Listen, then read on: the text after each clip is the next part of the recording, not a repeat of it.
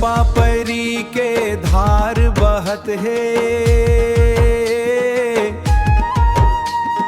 धान के बाली लहरावत है, बाली लहरावत है,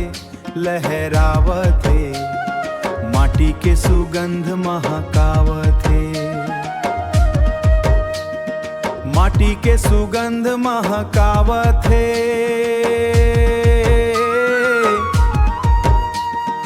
माटी के सुगंध महा छत्तीसगढ़ गुण गावत है, मोर छत्तीसगढ़ गुण गावत है। अरे मोर छत्तीसगढ़ महातारी, तोर माया लागे भारी, नाचाया गम्मत पंथी के रंग गूंजे गली गली खुशहाली, बीजापुरा आवत जावा, हरेली गाँव सजावा, सुआ गीत के मीठे बोली मीठा दे बोली,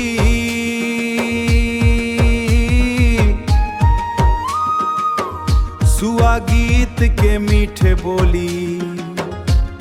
सबके मन ला हरसावा। अरे मोर छत्तीसगढ़ महातारी, तोर माया लागे भारी, ढोल मांदर के मधुर तान नाचे संगी संगवारी,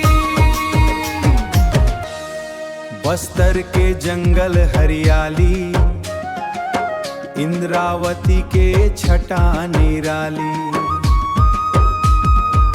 लोक कला लोक कहानी,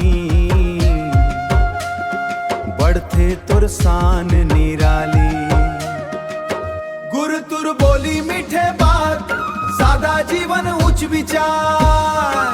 एकता के रंग मन रंगे मोर छत्तीसगढ़ परिवार, मोर छत्तीसगढ़ महा छत्तीसगढ़ परिवार।